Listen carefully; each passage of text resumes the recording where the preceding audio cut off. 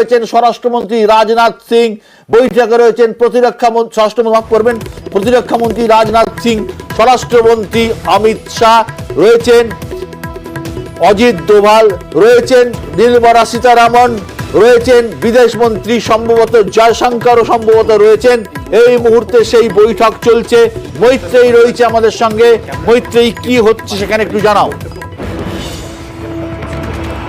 দেখো, এই মুহূর্তে আমাদের কাছে যে খবর আসছে যে প্রধানমন্ত্রীর বাসভবনে ক্যাবিনেট কমিটি অন সিকিউরিটি তার একটি গুরুত্বপূর্ণ বৈঠক চলছিল এবং সেই বৈঠকে উপস্থিত ছিলেন বিদেশমন্ত্রী এস জয়শঙ্কর, উপস্থিত ছিলেন অমিত শাহ স্বরাষ্ট্রমন্ত্রী, উপস্থিত ছিলেন বিদেশমন্ত্রী, যেমন বললাম এস জয়শঙ্কর ছিলেন প্রতিরক্ষা মন্ত্রী, উপস্থিত ছিলেন নির্মলা সীতারামন এবং তার সঙ্গে সঙ্গে অজিত দোভাল এবং তার সঙ্গে সঙ্গে বিদেশ মন্ত্রকের একাধিক শীর্ষস্থানীয় আধিকারিক তারা উপস্থিত ছিলেন। মূলত প্রধানমন্ত্রীকে যে বাংলাদেশের বর্তমান পরিস্থিতি তার সম্পর্কে ব্রিফ করা হয় এবং তার সঙ্গে সঙ্গে যে নিরাপত্তার যে পরিস্থিতি রয়েছে, নিরাপত্তা ব্যবস্থাপনা, সেই সম্পর্কে তার সাথে আলোচনা করা হয়। যেহেতু ভারত বাংলাদেশের সঙ্গে একটি দীর্ঘ বর্ডার তারা শেয়ার করেন, ফলে সেই জায়গায় দাঁড়িয়ে ভারতের অখণ্ডতাও যাতে বজায় থাকে সেই সমস্ত বিষয় নিয়ে আলোচনা হয়েছে, ভারতের নিরাপত্তাও যাতে নিশ্চিত করা যায় সেই সমস্ত বিষয় নিয়ে আলোচনা হয়েছে।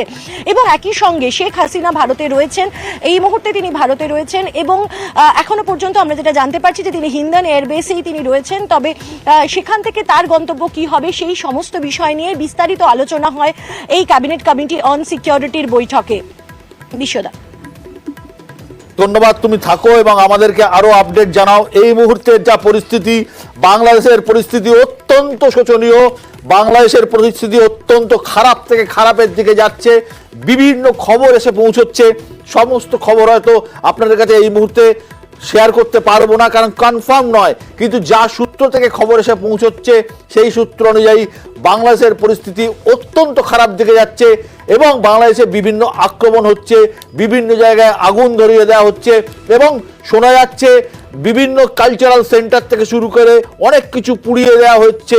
ইতিমধ্যে আমাদের কাছে ছবি এসে পৌঁছেছে, তাতে দেখা যাচ্ছে বঙ্গবন্ধু শেখ মুজিবুর রহমানের ধানমন্ডির বাড়ি পুড়িয়ে দেওয়া হয়েছে এবং গণভবন থেকে শুরু করে হাসিনার বাসভবন সমস্ত প্রায় বিক্ষোভকারীদের হাতে চলে গেছে।